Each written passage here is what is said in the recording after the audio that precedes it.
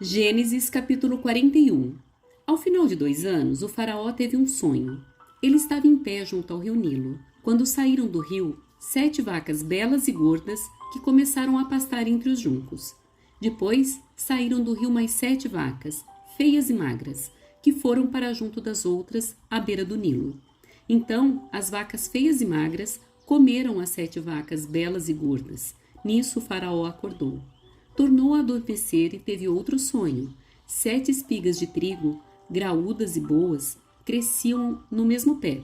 Depois brotaram outras 7 espigas, mirradas e ressequidas pelo vento leste.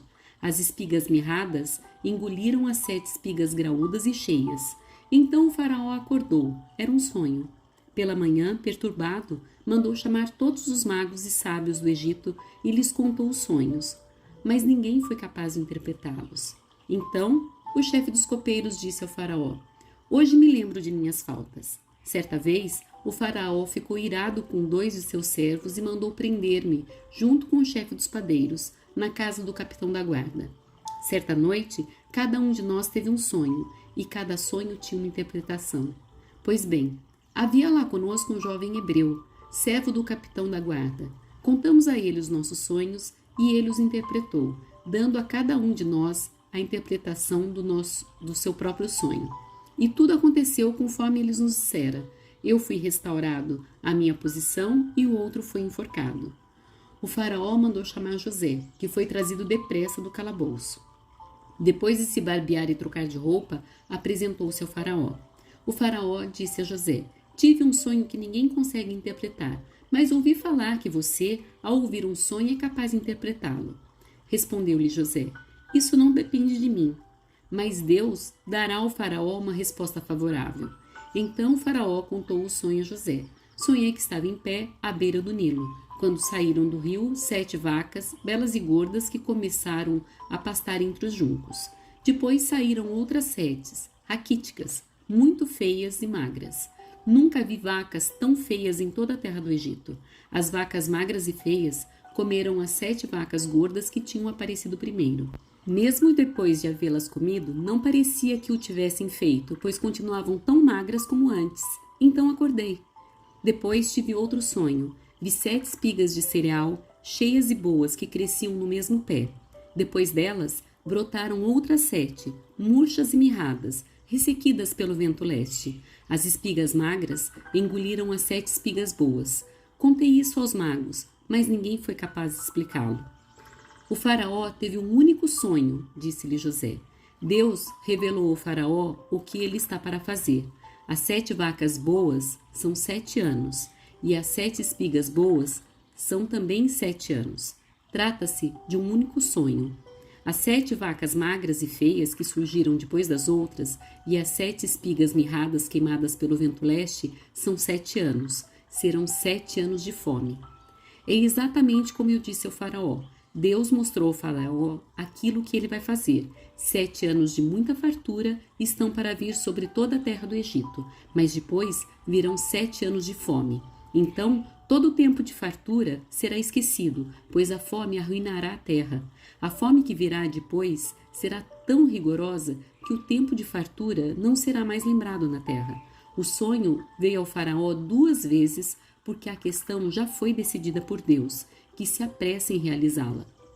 Procure agora o faraó um homem criterioso e sábio e ponha-o no comando da terra do Egito. O faraó também deve estabelecer supervisores para recolher 1/5 da colheita do Egito durante os 7 anos de fartura. Eles deverão recolher o que puderem nos anos bons que virão e fazer estoques de trigo que, sob o controle do faraó, serão armazenados nas cidades. Esses estoques servirá de reserva para os 7 anos de fome que virão sobre o Egito, para que a terra não seja arrasada pela fome. O plano pareceu bom ao faraó e a todos os seus conselheiros. Por isso o faraó lhes perguntou: "Será que vamos achar alguém como esse homem, em quem está o Espírito Divino?"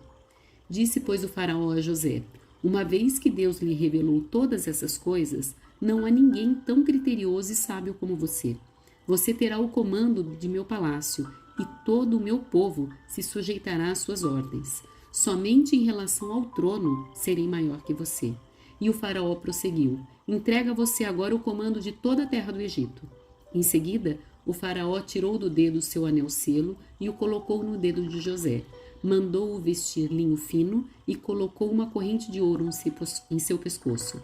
Também o fez subir em sua segunda carruagem real, e à frente os arautos iam gritando: abram caminho! Assim, José foi posto no comando de toda a terra do Egito. Disse ainda o faraó a José: eu sou o faraó, mas sem a sua palavra, ninguém poderá levantar a mão nem o pé em todo o Egito. O faraó deu a José o nome de Zafenate-Paneia e lhe deu por mulher Azenate, filha de Potífera, sacerdote de On. Depois, José foi inspecionar toda a terra do Egito. José tinha 30 anos de idade quando começou a servir ao faraó, rei do Egito. Ele se ausentou da presença do faraó e foi percorrer todo o Egito. Durante os 7 anos de fartura, a terra teve grande produção. José recolheu todo o excedente dos 7 anos de fartura no Egito e o armazenou nas cidades. Em cada cidade, ele armazenava o trigo colhido nas lavouras das redondezas. Assim, José estocou muito trigo, como a areia do mar. Tal era a quantidade que ele parou de anotar, porque ia além de toda medida. Antes dos anos de fome, Azenate, filha de Potífera, sacerdote de On, deu a José 2 filhos. Ao primeiro, José deu o nome de Manassés, dizendo: Deus me fez esquecer todo o meu sofrimento e toda a casa de meu pai. Ao segundo filho, chamou Efraim, dizendo: Deus me fez prosperar na terra onde tenho sofrido. Assim, chegaram ao fim os 7 anos de fartura do Egito, e começaram os 7 anos de fome, como José tinha predito. Houve fome em todas as terras, mas em todo o Egito havia alimento. Quando todo o Egito começou a sofrer com a fome, o povo clamou ao faraó por comida, e esse respondeu a todos os egípcios: dirijam-se a José e façam o que ele disser.